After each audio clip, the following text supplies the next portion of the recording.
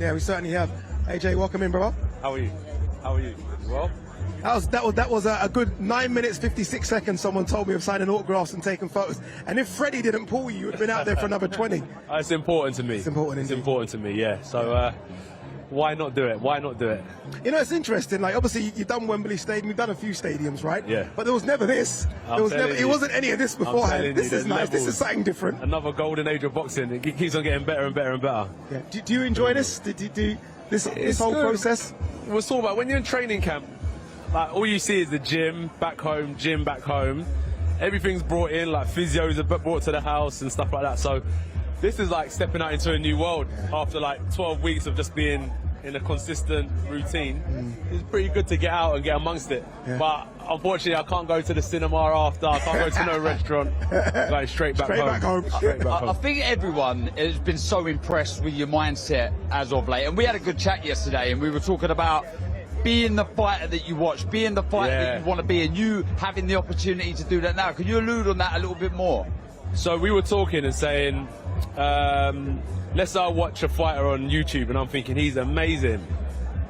So I said to myself, why can't I look at myself, take myself out of the situation personally and say, I'm going to be in that situation on Saturday.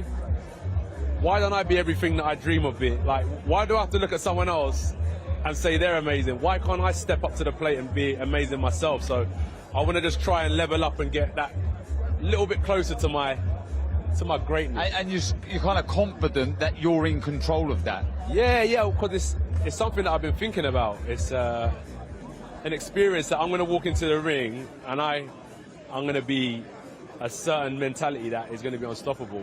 And I don't want to look back and be like on Sunday morning and be like, oh, only if I would have done that. I've got a chance to make it happen, so why not?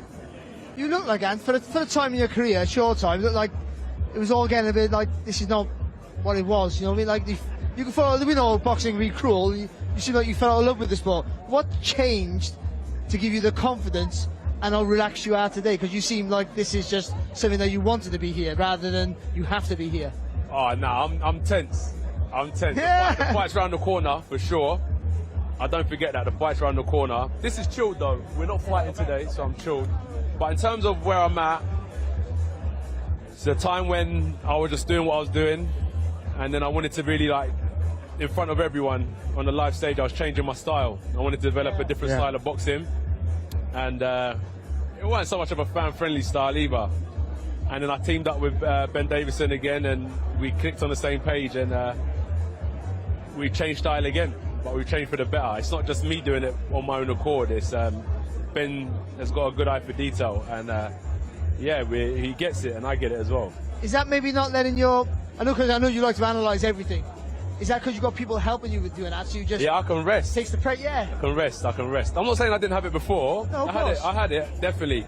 But it was something more personal. I was like, I fought for the championship in my 16th fight. So I was really, really early in my career, right? So even though I was winning, I'm at a level where I'm going to consistently fight people at this level, and then there's people that are coming up to my level as well. So I was thinking, I've got to get better. And if I don't start now, it's going to be too late. So I went on that journey trying to improve. Like when I fought Usyk, I changed my style the first fight. Then I changed it again for the second fight. Pulev, I was like hands in the air, loose shoulders. I was really just trying to develop in different aspects. And then Ben and Lee and Bazza, they just pulled it all together at the last minute, yeah. Sometimes adding can take away, can't it? I'm telling you, yeah. So, but it's been good going to America, meeting up with Robert Garcia, Derek James, Virgil Hunter, with McCracken. He's been a blessing to my career. Yeah, of course. And you know what it is as well? When you're doing something so long, sometimes you just have to remember how good you are. Yeah. You should never forget that. You just got to look back and say, I'm actually good at what I do. And I was watching some of my amateur fights, like I fought Kuzman years ago. I must have been 2 years as an amateur. And I was fighting Kuzman. I just see Russia on the back. And I thought, let me watch this. I tell you what, I had some skills, you know. When I was coming through, yeah. So I said to myself, when I'm sparring, I was like, that's it. Show them how good I am. Let them see my skills. And I started pulling it all back together again, and that's where I'm at. I want to show people, well, not people, I want to show myself, like, I'm actually good at what I do, and let me express that. How important was it that you took your career into your own hands? You mentioned Garcia there, you mentioned the training with Derek James.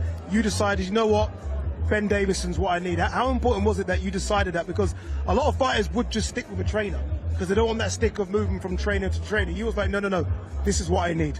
America was an issue. Yeah. Because I'm not from there. So that was tough to be out there. Because if I'm going to fight 3 to 4 times a year, I normally do 10 to 12 week training camps. So that would take up like 10 months of the year. So I thought to myself, I've done 2 camps out there and it was good, really good. Yeah. But I just knew it wasn't going to be something that could be for the long term. So Ben said to me, after my Usyk loss, he was just like, look, I could see that you was frustrated because it was a young man you wanted to improve. You weren't just frustration, like you were jealous of Usyk. I think Usyk's the best, one of my favourite fighters. I rate him highly. But he just said that he wanted to see me get better. And it was my mate. I was training down Finchley. And my mate was like, why are you training down here on your own? I was out of camp at the time. And I was like, I'm just ticking over. He's like, why don't you go down and see Ben? And I was like, you know what? He's a smart guy. My friend, he's a smart guy. So I thought I'd take his advice. I went down there. It's probably one of the best things I've done. Yeah, one of the best things I've done. Well done to that mate. Don't know who you are, but we'll find out who that mate was. I told you that. AJ, thank you so much for joining us. There you go. Grand Arrivals is done. Tomorrow is the media and public workouts, plus free fights as well. Some really good names in those free fights. So we'll see you tomorrow.